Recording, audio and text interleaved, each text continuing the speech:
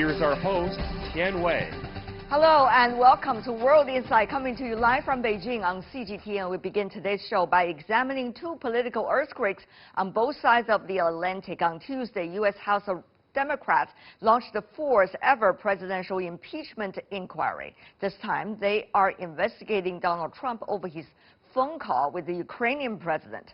In London, though, the UK Supreme Court ruled that Prime Minister Boris Johnson shutting down Parliament in the run-up to Brexit was unlawful. The bombshell ruling, however, did not falter Johnson's goal to take Britain out of the EU by October the 31st at any cost. Before we discuss all these latest developments, take a look at this first. A lot of information.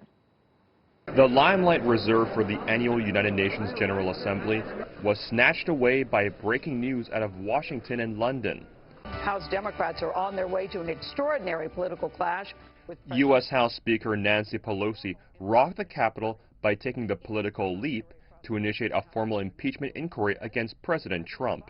The actions of the Trump presidency revealed the dishonorable fact of the president's betrayal of his oath of office, betrayal of our national security, and betrayal of the integrity of our elections.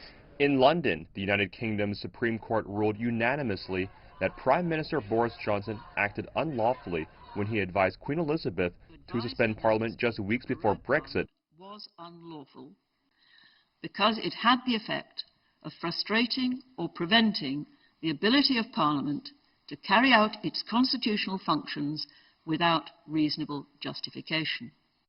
Trump called the impending inquiry a joke, a witch hunt, and a disgraceful thing. It's a joke. Impeachment for that? Listen. Despite his stunning Supreme Court defeat, Prime Minister Boris Johnson confronted MPs with usual fierceness and shock-inducing remarks. If my son can apologise for kicking a football indoors, surely the Prime Minister can have the humility to say sorry. And let me tell the Prime Minister that I often quote his words: surrender, betrayal, traitor, and I, for one, am sick of it. I have to say, Mr. Speaker, I've never heard such humbug in all my life. Because the reality is... In Washington, Acting U.S. Director of National Intelligence Joseph McGuire is set to testify before Congress on Thursday over his handling of a whistleblower's complaint, which has now led to the impeachment firestorm.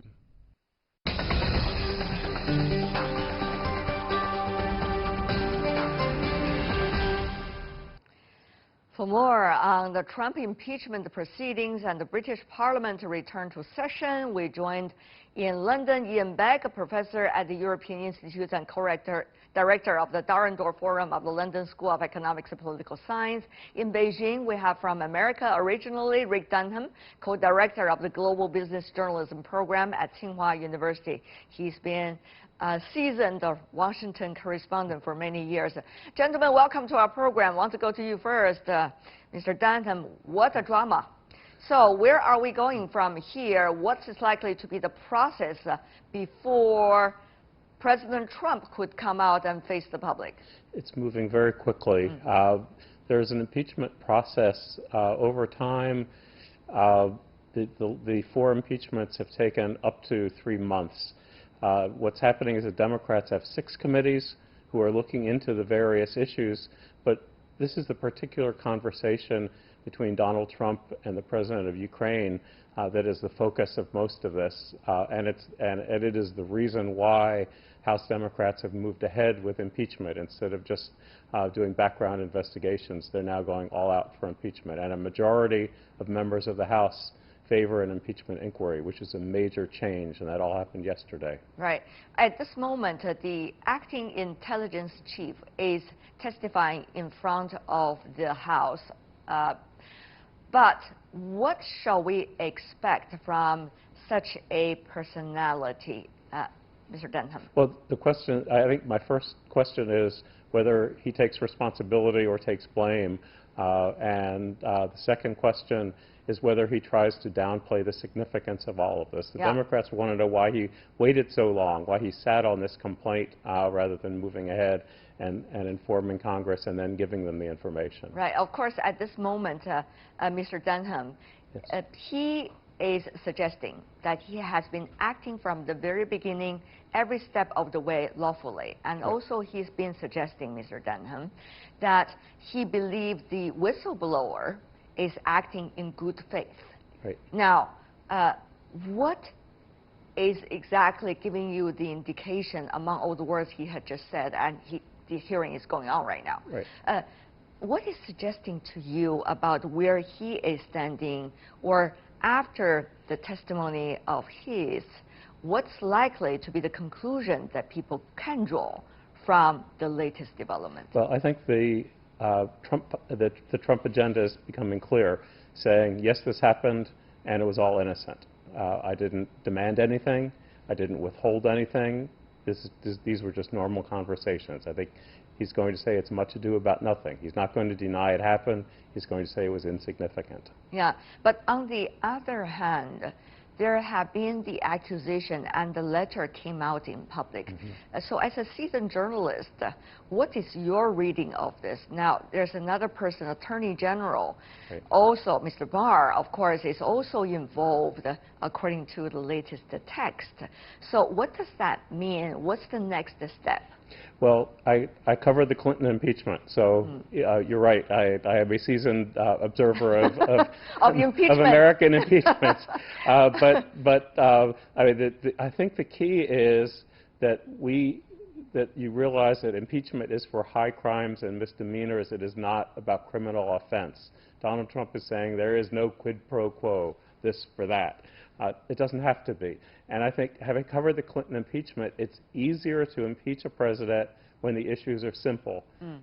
Bill Clinton lied about having sex with an intern. So it's easier to explain Donald Trump withheld money from Ukraine and then ask them to investigate a political enemy. That is easier for the American people to understand the complexity of Russian interference in the 2016 election. And the Barr involvement is very interesting because he is the chief law enforcement officer. He decided that criminal charges were not fit in this case. Right. And Donald Trump, in the conversation that we heard about yesterday, said that he would ask the Attorney General to get in touch with the Ukrainian leader, which puts the Attorney General right in the middle of it and on the hot seat in the now, impeachment. of course, we do not know whether the Attorney General was really in touch with the Ukrainian side, at least for now. Right. So will every step of the way be closely examined? Do you think the American public will be really interested in this? I believe so, and I believe because it is easy to understand. This is so much simpler than all the issues about Trump finances and building a Trump Tower in Moscow and all of the people who were or were not involved with interfering in the last election. So this is very specific, as you indicated. Exactly. But, you know, how should we understand the psychology of parties right now, both the Republicans and the Democrats? Now, the Democrats, it seems 13 months, they have already decided before the election that what they want to do, at least with this latest. How significant is this consensus? Well, that's an excellent question. I think it is a tenuous majority. I don't think there's even a consensus yet among the Democrats. They have a majority of the House in favor of moving forward, but the Democratic Party itself is not yet united on the need to or the desire to actually impeach or try to remove Trump. So I think before you can have an impeachment vote, the Democrats have to move from where they are now to believe that there is evidence. And I think that there has to be more evidence that we've seen thus far before he would be impeached by the House. But Nancy Pelosi's under a lot of pressure because the majority of the House Democrats are to her left. And they want Donald Trump gone, and they don't want to wait until the 2020 election. What about the Republicans? Now, the Republicans earlier rallied behind Donald Trump. We see they went through ups and downs, at least on surface, together. Various accusations against Trump, whether it's a locker room conversation or other stories. And Trump survived. So now, what about the nature of relationship between the Republicans, I mean, generally speaking, and President Trump on this issue? I think thus far, most Republicans are holding their breath. Donald Trump has not lost support from anyone whose support he needed. There really are only two Republicans who have been outwardly critical: Mitt Romney, who was the 2012 nominee and has never been a Trump fan, and Senator Sass, who was critical of Trump in 2016, although he has in recent months been more positive. But Donald Trump has not lost any of his core support. That's very important. Not yet. Let's go to Professor Beck. Sorry, Professor Beck, to let you wait, but obviously the Americans have to explain about all the fascinating things going on in their own countries. That's why I have Mr. Dunham to explain about that. Now here comes to your responsibility, Professor Beck. What about that? Now, earlier suspension of Parliament, unlawful. What does that mean for the Prime Minister?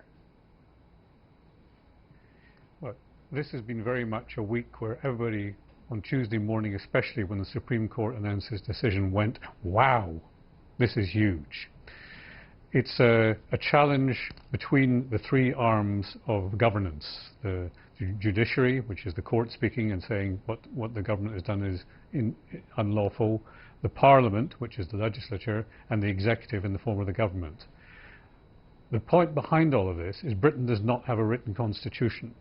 And in the absence of a written constitution, what matters is the conventions that govern the way you do things. What the court found was that the executive, the government, went too far in stretching the length of the suspension of Parliament in anticipation of a new session. Normally it's 4 or 5 days. To make it 5 weeks, the court ruling was going beyond the powers of the government would normally have. So this balance between the three arms of governance is really what's at the core of this. And there's one other word which is central both to what's happening in the UK and, I would argue, what's happening now in the US, and that's elections. Elections are coming. We know there's going to be an election in the UK soon. We don't know exactly when, but it will be soon. And we're in the run-up now to the next presidential election in the US. This is the common ground between these two interventions, I think. Professor Beck, earlier we talked about this, whether October the 31st, that quote-unquote the deadline for Prime Minister Johnson is as crucial as it still was. What do you think now? Well, he's boxed himself into a corner here because he said it's going to be the 31st of October. He used the expression do or die. He then said, I would die in a ditch rather than miss that deadline. I think most opinion now is suggesting unless some miracle happens where he pulls the rabbit out of the hat by getting a new deal with Brussels, the 31st of October deadline is simply not going to be attainable. So that puts him in a very difficult position. He's nailed his position to achieving the 31st of October. If it cannot be achieved, let's face it, he's in trouble politically. Professor Beck, how much support does he still have at this moment to pull that rabbit, in your words, out of that hat at all, meaning to do still the Brexit? Has people's attention now moving much away from Brexit to all the internal political dramas that is going on right now? Yes, but those internal political dramas mask an underlying drama that's going on, which is who ultimately takes the major political decisions. The referendum in 2016 gave a voice to the people in direct instruction to government: take us out of the European Union. But Britain is a parliamentary democracy where traditionally it's been Parliament which decides, and these two versions of democracy are at the core of this clash. Johnson wants to exploit the voice of the people, saying they voted for Brexit, I must deliver Brexit for them. Parliament is saying, yes, they voted for Brexit, but we, Parliament, are the sovereign body, and that's to some extent been reinforced by what the Supreme Court has said. So there are these layers of clash going on behind all this. And what does that mean right now, Professor Beck? Once his earlier suggestion to suspend the Parliament, which has been approved by the Queen, is being found unlawful, what does it make both the Prime Minister and also the Queen at this moment? Quite an awkward moment, I would assume. You're correct, but in the Queen's case it's more embarrassment.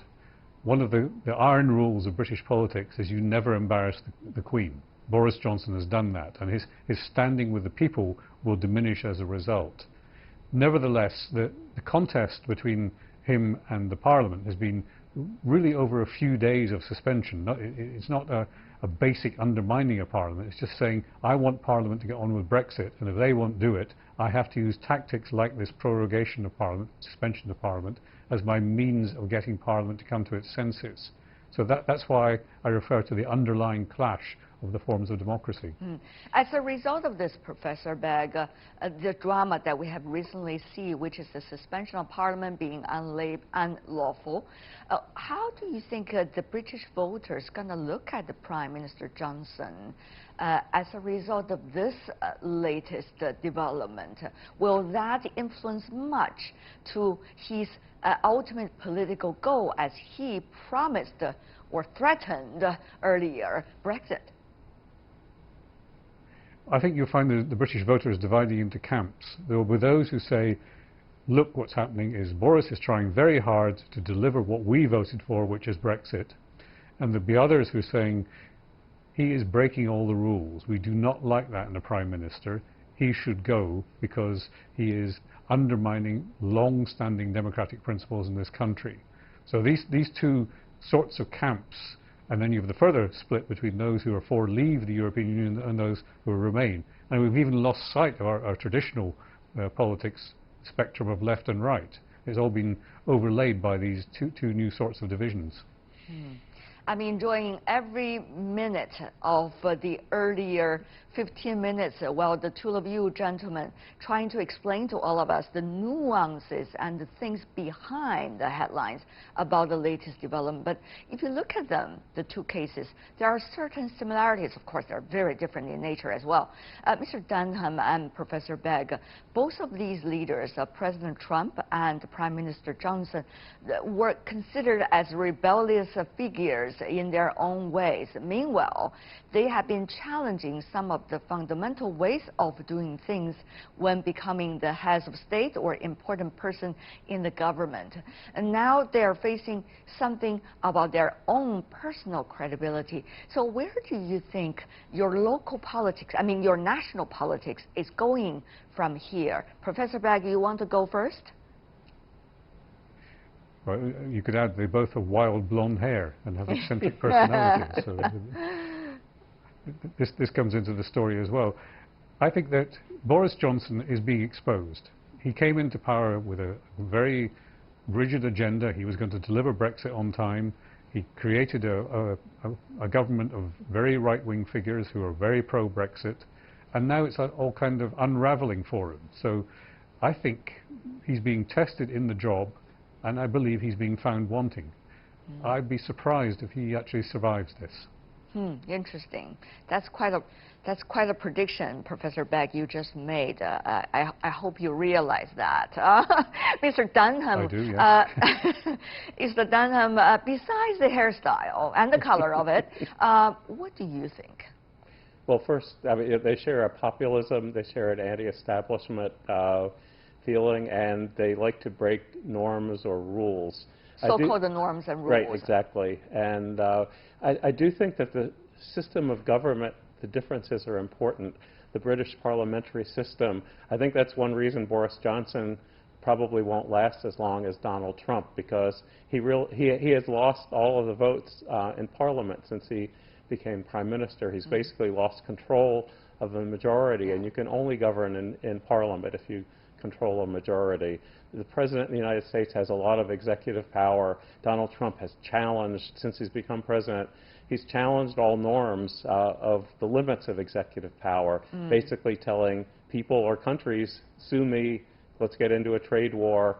And so I think Donald Trump can go further. The only check on his power is this impeachment power, and I think that's why the Democrats have finally decided that they need to take these extraordinary steps as the only way to stop Donald Trump from using his executive power in an extreme way. Well, whether like it or not, these two men, President Trump and Prime Minister Johnson, were elected into the office to do what some consider as quote-unquote the dirty work. Now, for President Trump, it probably is about the unsatisfaction some of the American voters have about the previous presidencies and how America is now. That is why President Trump saying, make America great again, even though it has always been a great country for a long time. Professor Begg, also for Prime Minister Johnson, it's dirty work of Brexit. There has been ups and downs about it, enough drama for the British voters as well. Some of them already regret their earlier decision. But anyway, so what about these two leaders, the time when they were born as leaders? What does that say about the ultimate fate these two men possibly could have in politics? Professor Begg, you want to go first once again? Well, I think it's pretty clear that the UK is heading for an election. It's not clear what sort of outcome to expect, because that is all hinging on whether or not there's progress on making Brexit happen. If there isn't, I suspect we're ultimately going to end up, instead of having, or as well as having an election perhaps, going to a further referendum on EU membership. I think that Boris Johnson is going to struggle to stay in power for two main reasons. One is he's not been performing very well in the job, as you've seen, because, as you say, he's lost the votes, he's lost this Supreme Court case, he's embarrassed the Queens, and these are all things that clever, skillful prime ministers don't do. And then one other point, you said he'd been elected. Well, yes, he'd been elected by the members of his own party, but that is a very small electorate. He's never faced an election as prime minister from the people as a whole. So that too will undermine his credibility. Mr. Dunham, what about your assessment of President Trump? Well, I think one thing that Professor Begg just said is interesting, that Boris Johnson never was elected by the people. Donald Trump has a similar issue, that more people voted for Hillary Clinton than voted for him. He's been worried about questions of the legitimacy of his election, both from having gotten fewer votes in the last election and the allegations of Russian interference in the election. But I do think that Donald Trump has a base of support within his party. It's not a majority of the population. Right. But as long as he maintains that strength among Republican senators, there is no way to dislodge him. There's no way to force him out, unlike with Boris Johnson.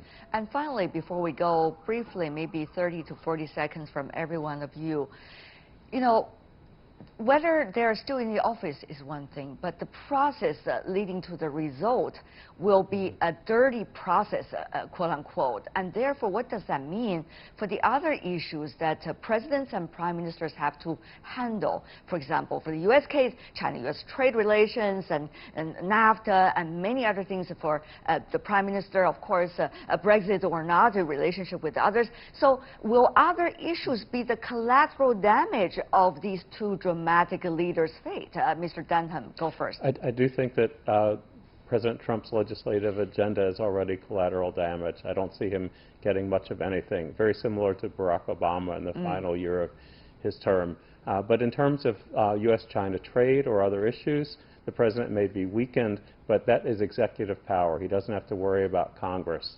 So yes, the new North American Free Trade Agreement will not pass, but I think he can move ahead with U.S.-China trade. Professor Begg, 30 seconds. Sure.